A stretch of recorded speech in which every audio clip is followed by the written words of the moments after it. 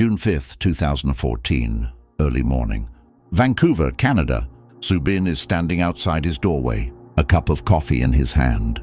Just a normal morning, a quiet moment in a quiet place. Nothing suggests what is coming. He looks like any other man starting his day. Calm, ordinary, unaware.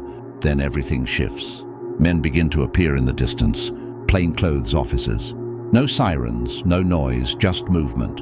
Unmarked vehicles slowly close in on the street. Not rushed, not chaotic. Controlled.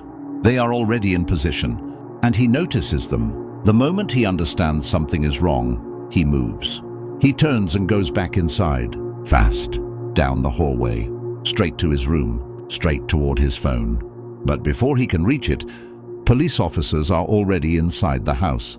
They run into him before he can get hold of the phone. They stop him immediately. No struggle, no chaos, just interception. And in that moment, everything ends.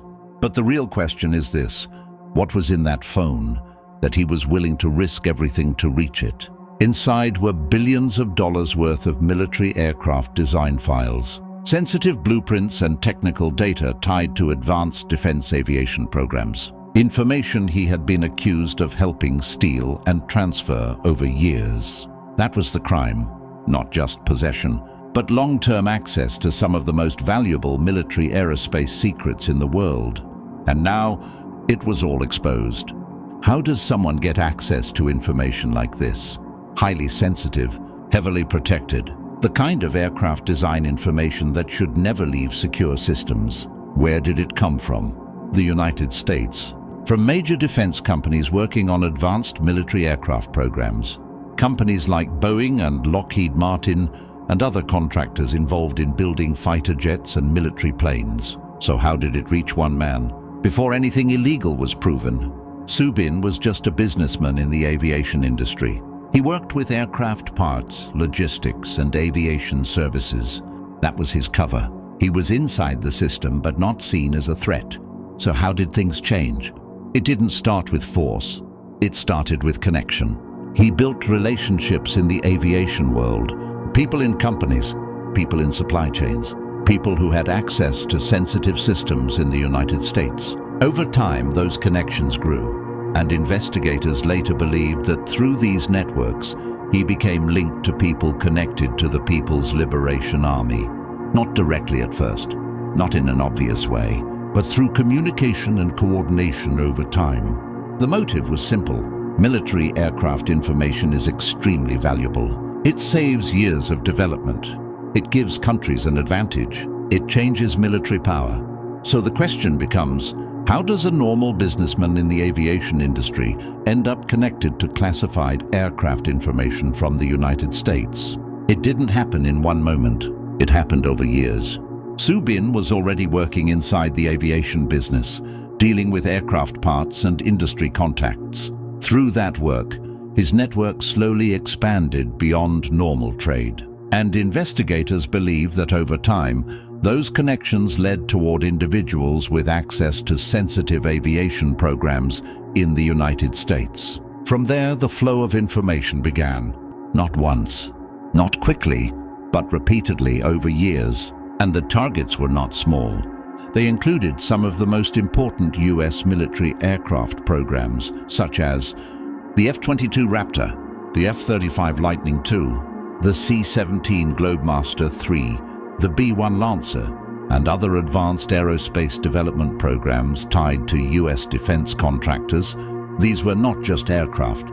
They were long-term military projects, built over decades, funded with billions of dollars, designed to define air power for entire generations. So what was it used for?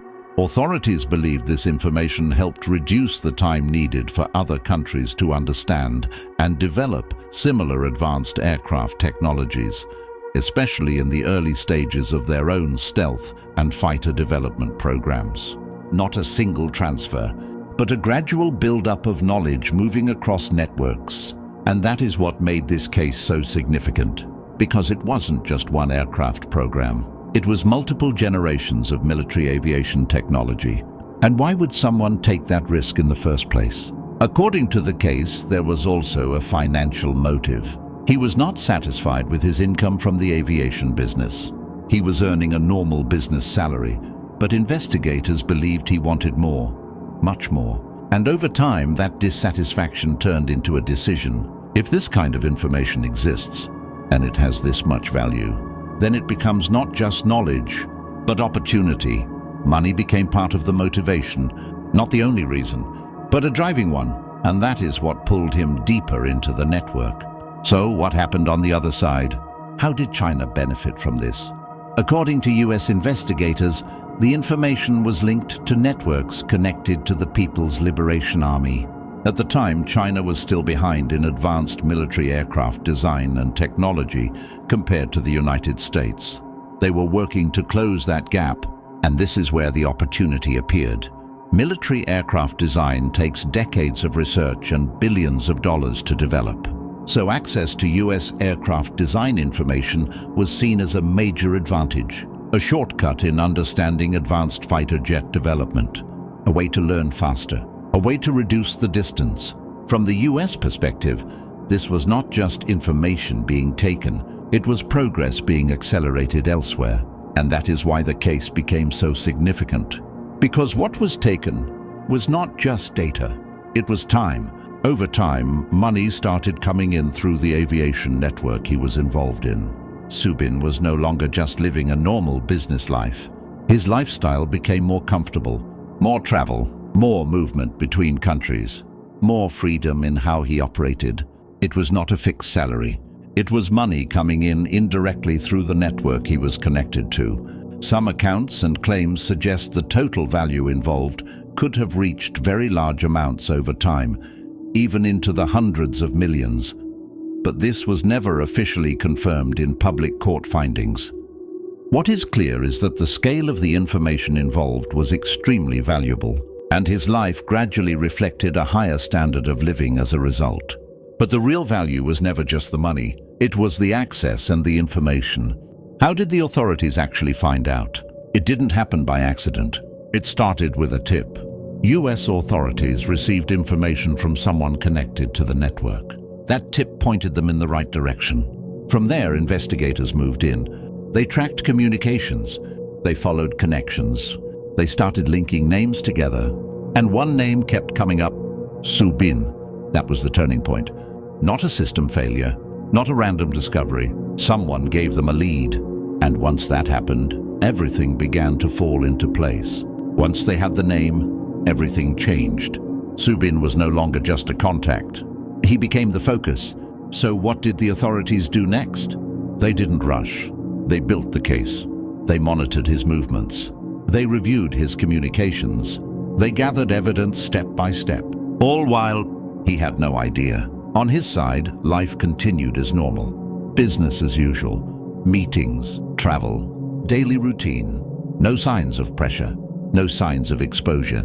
He moved like a man who believed he was untouchable, but behind the scenes, everything was being watched. Every move, every connection, every step.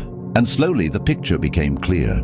Not suspicion anymore, confirmation. And once that point is reached, the next step is no longer investigation, it's action. Once the case was complete, the authorities didn't act immediately. They waited. They waited for the right moment, a controlled moment. A moment where nothing could go wrong, because this wasn't just an arrest. It was a coordinated operation. Every detail had to be aligned, every movement planned. They needed him in the right place, at the right time, with no chance to escape or destroy anything. So they watched, and they waited, until that moment came. A quiet morning, routine, nothing unusual. And that's when the decision was made. The operation was set in motion. And from that point on, there was no turning back. The operation is already in motion. Outside, the street looks normal, but it's not. Positions are set. Timing is locked. Inside, Subin is still moving like nothing has changed. Coffee in hand. Morning routine, unaware, until he sees them. And in that split second, he understands. Something is wrong. He turns, moves fast, back inside. Down the hallway, straight to his room, straight to his phone.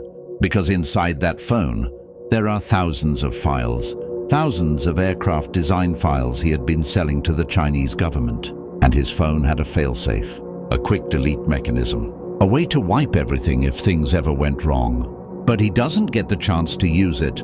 He tries to reach the phone, but he can't make it in time. Officers are already inside. They intercept him before he can touch anything. No time, no escape, just silence. And the end of it all, the arrest was fast and controlled. Subin was taken in Vancouver without resistance.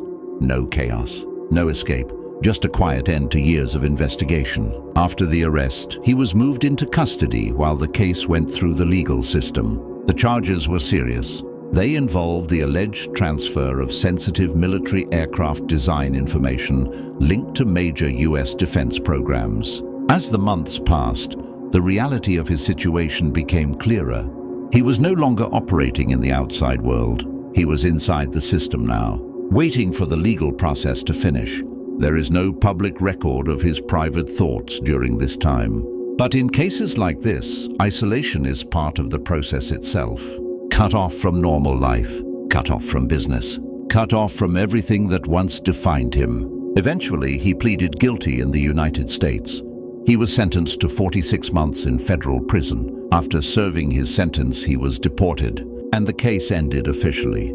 But the impact of the case did not end with him, because by that point, the information had already moved, and the consequences were already in motion.